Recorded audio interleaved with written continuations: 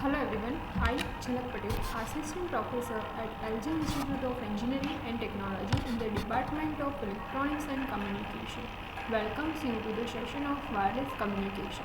Today I am going to discuss about Unit 3, that is Mobile Radio Propagation, Small Scale Fading and Diversity, with topic Delay Spread and Fair's Upper Bound. So let's start the session. In the last lecture, we have discussed about the Doppler shift effect with its frequency example. So let's take another example with Doppler shift. Here, consider this problem statement. What is the Doppler frequency for 1850 MHz if vehicle is moving at 60 km per hour? So here you have to find out the Doppler frequency. So first consider that the carrier frequency that is given in the problem statement is 1850 MHz. In the earlier example we have seen that what will occur when the user is moving towards transmitter and when the user is moving away from transmitter. Even we also see the case when angle is perpendicular to the moving of user. So here we have to find out the Doppler frequency for 1850 MHz carrier and with velocity 60 km per hour. So first of all, let's note down the given data, that is Fc is equal to 1850 MHz.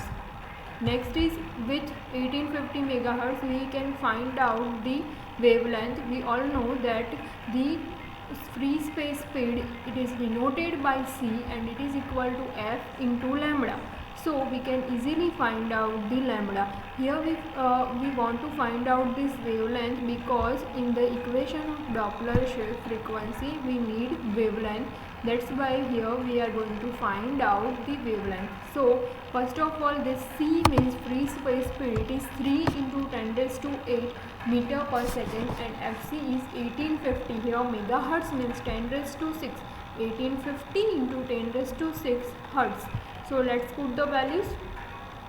It will becomes like this, 3 into 10 raised to 8 upon 8050 into 10 raised to 6. If you divide these terms, you can get the answer 0.162 meter. This is the wavelength of this carrier. Now with FD original equation of Doppler shift effect is V upon lambda cos theta. Now we already discussed that if in the question the value of angle is not mentioned, then you should always take it as 0 degree, because the cos 0 gives the maximum value. Because of that, always Doppler velocity is in the maximum direction. That's why we take over here original equation is Fd is equal to V upon lambda cos theta. So instead of theta we put cos 0. So cos 0 is 1 and the remaining term is V upon lambda. Now we have the value of velocity and wavelength. Now in this example, value of wavelength is in terms of meter and over here the velocity is in the terms of kilometer per hour. So we can convert any one of this. So it looks like this, 60 upon 0.162. You can also write down it as 60 into 10 raised to 3 in terms of meter. So the answer is 370.37 Hertz. So this is the Doppler frequency. This question is asked in a GTU for 3 marks. Next is about delay spread. Now for delay spread, consider this figure. In this figure there is various propagation is mentioned. Here first this building, over here there one transmitter is placed. Here consider that at every building there may be a receiver, or you can also consider that this vehicle which is moving towards here has the receiving antenna like this. So from this transmitter to receiver we have to consider the different paths. So if from transmitter to receiver there is a direct path is available, then it is called as a line of sight distance. But In that case, in case of line of sight distance, means if there is a clear path between transmitter to receiver, then you can easily apply the free space propagation model that we discussed earlier. According to that free space propagation model, you can easily calculate the received power between this transmitter and receiver, and applying the equation of Friis transmission formula, you can find out the value of the transmitting gain or receiving gain, or even the received power or transmitted power. But over here that is not the case, because over here you can see that in between this transmitter and receiving antenna, here there is some obstacle present, like here these two buildings are present, and because of these two buildings the scattering will occur at different points. Now scattering is what? The signal is faded into different direction, or we can say that the signal is scattered in all direction, and because of that the signal strength will be reduced. So in that case of delay spread, you have to consider some power delay profile. So here the dispersion of transmission signal is a result of multipath propagation. Here you can see that it can have the many ways. It can go like this, or maybe from this to this, from D1 to D2, or maybe from D3 to this dk and tau k. So here there is more reflector surfaces are also there. Here this dark black color is a reflecting surface or reflectors, so it can have any of this one path, and because of that dispersion of this there may be a multipath propagation, means there are more than one path available between transmission to reception. So this is the delay spread. Now to discuss more about this delay spread, let's consider one power delay profile. Here in the figure you can see that is power versus time graph is there, and you can see that power is in a dB. Please note that the power is in a dB, and here the delay time which is noted by tau. Here you can see that from here the term noted is tau A. Tau A is called as a first arrival delay. So from this starting where the actual delay profile starts, that initial time is called as a first arrival delay time. Means to start the propagation, first which time is needed is called as a first arrival time. So after that first arrival time, you can see that here easily the signal strength will be reducing. Means at an initial period it has the highest signal strength, and as time occur, as we go from tau e to tau m, you can see that there are more fluctuations will occur and signal strength also reduces. Here the various terms are like this. Tau A is called as a first arrival delay, means the start time. Mean access delay, we also see these definitions in the next slides. Tau E, which is called as mean access delay this time. Tau D, root mean square, means RMS delay time. Tau M means maximum access delay. We can calculate the tau M, tau D and tau E with the help of the first arrival delay time. So let's see each one of them. Terms related to delay profile. First is first arrival delay. I have already discussed that it is mainly the delay profile start time denoted by tau A. Mean access delay is average delay with respect to first arrival delay, which is denoted by tau E. It has the equation tau E is equal to integration tau minus tau A, original time period which taken by the system, tau minus tau A means first arrival time period of power delay profile, into p tau d tau means the component of power at the time of tau. Means you have to consider here that at this tau e time what will be this power. So you have to integrate the total power in between the starting time to this tau e. That's why it is the summation of the total power period. means you have to take the integration from the starting point to tau e. Now let's see one another term, which is RMS delay, means root mean square delay. It is called as a standard deviation. We can also calculate this RMS delay with the various Gaussian profile, in which if you know the mean and variance value, then you can calculate the RMS delay. We also have its equation like tau d is equal to tau minus tau e or minus tau a square into power tau into d tau raised to 1 by 2. So if you subtract the mean access delay and first arrival delay from your original time period, then it should be equal to the RMS delay.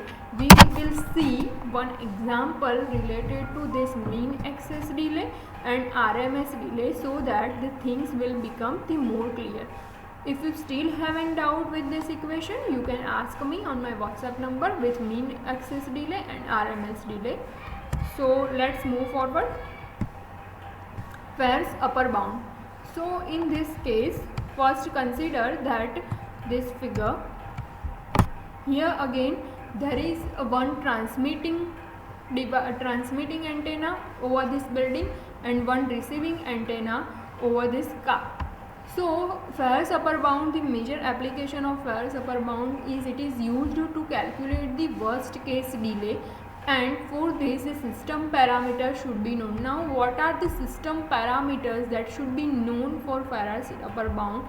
So if you remember the case of phase transmission formula in the earlier lecture, then it is you can know that it is used to find out the received power.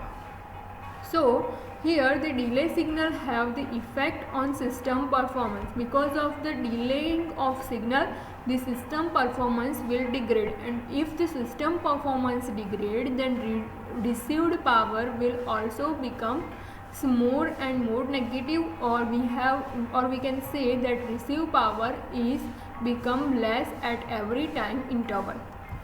So here for this PR minimum means minimum required receive power should be equal to the threshold power. Now let's put the equation for LOS. LOS means clear line of sight. Here we consider this transmitter to receiving path. If there is a direct path, then we can consider the line of sight propagation, and that is given by PR upon PT. Here please note that this equation is actually the phase transmission formula equation, like